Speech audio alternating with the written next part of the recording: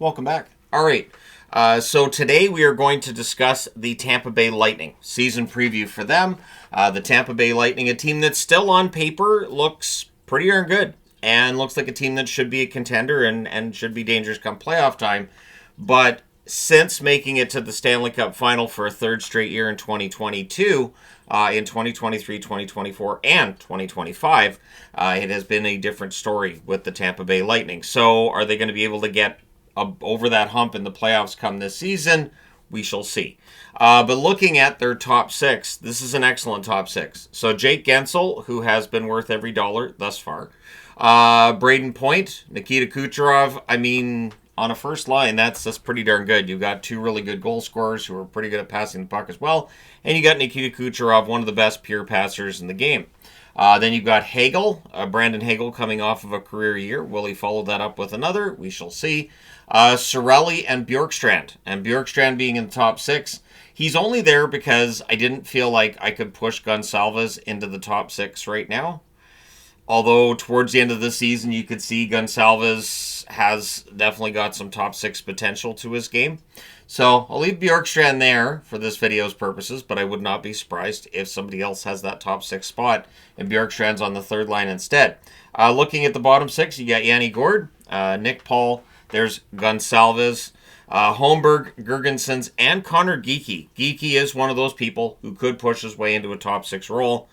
He was a former first-round draft pick and is still pretty well thought of. So I could see Connor Geekie at the very least in the preseason. You give him those minutes, you see what he can do. And if this is the year he's going to make the permanent transition to the NHL and show some offensive upside there as well. Now, the depth up front is pretty good. You got Peltier, Chaffee.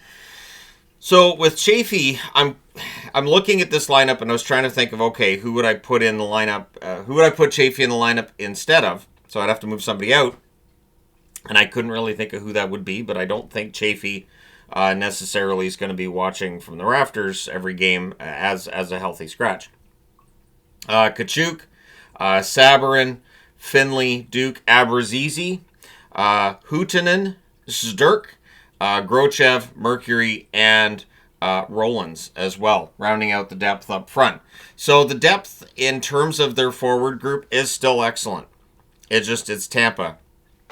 And they call up players from the minors, they plug them into the lineup, and it's usually a pretty seamless transition for Tampa Bay forwards when they get thrown into the lineup. So I do expect this team to continue to score pretty well. I would expect that their power play is still going to be ridiculous because of the fact that you can put Kucherov, Point, Guentzel, Hagel, Cirelli. You've got some very good, very talented, skilled forwards here. Of course, Cirelli being an excellent two-way forward on top of it. So Tampa Bay, pretty strong overall in terms of their offense. Their defense is also a place of depth and skill. Hedman and Mosier likely to be in that top two, or at the very least, Chernak might jump in there, but McDonough and Chernak making up that top four. Yeah, this is a top four on the blue line that's pretty good. There would have to be some level of concern, I guess, in that both Hedman and McDonough are older, and you worry about foot speed a little bit as the defensemen get older, but it hasn't been a problem to this point. Lilleberg and Radish rounding things out. Darren Radish, as an offensively minded defenseman, has had a good past couple of years with Tampa Bay. Crozier, Santini, Carlisle, Schmidt, Dastus, or Diastus, either way. Lundmark and Gill rounding out the depth on the blue line. And I don't think that they're going to have to dip too much into the depth on the blue line unless there's injury. Just this is a really solid 1 through 6 on that blue line. This is why with Tampa, I look at them, I go, yeah, this is still, I think, a contending team. I think it comes down to an argument that I know Toronto fans have made, which is not without merit, that the Atlantic Division is just really tough. And the Atlantic Division has been the one that has produced the Stanley Cup finalist all the way back to 2020. 2019, right? Yeah, Washington was the last Metro Division team in a final. So there's definitely something to the idea that the Atlantic Division is pretty dang tough in terms of Stanley Cup contenders. The goaltending, we know how the goaltending is going to work. Vasilevsky is going to start 55 to 60 games in all likelihood. Vasilevsky and Johansson have been a good battery for this team in net. I don't see any reason why that would change this year. Halverson's there, and Menigan is there as well in net, but it's going to be Vasilevsky and Johansson. In the event that Johansson had some sort of stumble and if they need help in net, I don't think Halverson necessarily gets the call up there. They probably work out some kind of a trade to bring in another veteran goaltender. The MVP for this team, in my eyes, is going to be Kucherov. The offense goes through Kucherov. He's going to get more than an assist per game. We know this from recent history. And the one to watch to me is Connor Geekie. Is he able to maybe push Bjorkstrand down the lineup? Does he end up getting into that top six? If Connor Geekie can realize that potential, Tampa Bay is kind of on their way there, aren't they? So looking at the channel vote, 23% of the vote said first or second place for Tampa. 64% said third or fourth. So pretty strong there. 10% said fifth or sixth, and 3% just hate Tampa. Seventh or eighth. There's no reason logically to put them as seventh or eighth in this division unless everybody gets hurt and there's no replacements. I can't think of an instance where this team would slide that far in the division. Just looking at the scoring they've got, the defense, and Vasilevsky and net, they at least have to be top four, in my opinion. Now, looking at cap space, they have $1,180,000 and $1. And I love the specificity of the amount of cap space that they have available. All right, now getting into the schedule. It's the one thing that I sometimes forget to fill in before I hit record and I start getting the video going. And then I realize when I get to cap space, right, I got to fill in the schedule. So, the schedule side of things, honestly, it's pretty balanced for Tampa. 6 out of 11 are at home in October.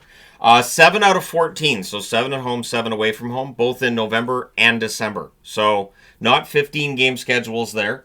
9 out of 13 are away from home in January. So, going into the Olympic break, they're going to have a lot of road games there.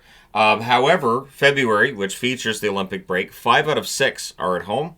In March, 8 out of 16 are at home. So there's a 16-game month shortly before the playoffs, as 4 out of 8 are at home in April. So March and April, 24 games. That's a lot. So they're probably going to have some games in hand on teams, and that could be a very interesting storyline as we get towards the end of the season. Julien Brisebois, I think, as a general manager, had a good summer. I think he did a good job in, making sure everything's shored up and you're keeping your team competitive. And of course, John Cooper is one of the best coaches in the business, so I have no doubt that if anybody can get this team, in that 100-point range and keep them in the top 3 in the division, John Cooper will be able to coach them there. Now, their record since 2021-2022, they're 11th in the NHL. 189 wins, 109 regulation losses, and 30 losses in extra time. Their top 5 scorers over that time period, Kucherov leading the way, because of course he is. 288 games, 136 goals, 311 assists for 447 points. So he's above an assist per game over that time period. Point, 306 games, 167 goals, 158 assists for 325 points. So Braden Point, a good point producer, which is good. Maybe that's why he's a good point producer, because as a kid, his coach would be like, hey, Point, go get your name. Go get one. And then Victor Hedman, 315 games, 57 goals, 219 assists, 276 points. It was a bad joke. We'll just forget it happened. But yeah, Hedman, you know what you're getting with him. Fantastic defenseman, still one of the best in the game. The only question mark being with him and McDonough, the age part of things. But, it is interesting because there's always that cliff that players go off of as they get older. It's just a matter of where that cliff exists. Is it at 35? Is it at 40? So, yeah. And then there's Stamkos, 241 games, 116 goals, 155 assists for 271 points. Brandon Hagel, 267 games, 95 goals, 141 assists for 236 points. Looking at their top prospects, Sam O'Reilly and Ethan Gauthier, probably their best of the prospects that they have. It will be interesting to see how quickly Sam O'Reilly ends up being brought in and ends up playing on the team and what the upside is there. That trade and who won that trade between the Oilers and the Lightning, definitely a conversation piece. But we'll see how that goes. Now, their record this season was 47-27-8. That's a pretty strong record. And I don't see any reason why their record would necessarily get worse this season than what it was this past season. Looking at their scoring leaders, and it's a lot of the same players here. For this season, it was Kucherov, 78 games, 37 goals, 84 assists for 121 points. Brandon Hagel, 82 games, 35 goals, 55 assists for 90 points. Very good season for him. Braden Point, 77 games, 42 goals, 40 assists, 82 points. I think Braden Point's going to be a threat to score 50 over the next few years here as he's still in his prime. Gensel, 80 games, 41 goals, 39 assists for 80 points. Hedman, 79 games, 15 goals, 51 assists, 66 points. So, a quiet 66-point season from Victor Hedman. Their goaltending, we know what they're getting with their goaltending. It is Vasilevsky. 38-20-5 record, 921 save percentage. Johansson went 9-6-3 with an 895 save percentage. He doesn't play that often, and when he does, Tampa Bay gives him good goal support. Halverson went 0-1 in his appearances, 792 save percentage. Obviously, a small sample size there. So looking at the last 5 playoffs, and this is a team that should win more in the playoffs than they have the last few years. But 2021, of course, they win the Stanley Cup. 2022, they get all the way to the Stanley Cup final. They lost in 6 games against the Colorado Avalanche. 2023, in the first round, they lost against Toronto in 6 games. And that was an understandable series. Like, they played so much hockey from 2020 till 2022. You knew there was going to be a drop-off. It felt like that's part of what happened in 2023. But then in 2024 and 2025, they lost in the first round both seasons, both times in 5 games, both times at the hands of their rivals, the Florida Panthers. So for Tampa, it's really important that should they meet Florida again, they've got to dig deep. They've got to find that ability to overcome Florida, because whether it's in the first round or the second round, odds are they're probably going to see them again in this season, and that's likely where they're going to have to go and win if they're going to get to another Stanley Cup, or at the very least go on another nice long run. So their power play this past season was second in the NHL at 25.9%. Excellent penalty or power play. Their penalty kill, 81.2%, which was 6th. So their special teams were excellent. Not a surprise there. Their goals for was 4th in the league at 3.49 goals per game. And their goals against, 13th at 2.94 goals against per game. So this is a team that knows how to keep the puck out of its net pretty well, and they know how to score. Their special teams are excellent. It really is difficult to find a weakness with this team. I think the weakness for this team is the Florida Panthers right now, because outside of when they play against Florida in the playoffs, they look like a contending team. I took them to go all the way to the final this year, and they didn't. They didn't get close. They didn't get out of the first round. I just felt like, well, they're due, aren't they? And there will definitely be some who believe that this year, but there will also be those who say no, their time has passed.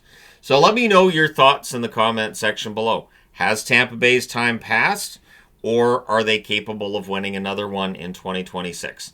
Let me know your thoughts in the comment section below. As always, hit like and subscribe in the event you may not have done so already. I think I covered everything on the board. I think I got the whole thing. That's always the thing. I always follow it in a certain order, and I think we got everything. Cool. Thanks for all your support. Thanks for watching. Hit like and subscribe if you haven't done so already. That being said, I'm done for now. I will talk to you again soon.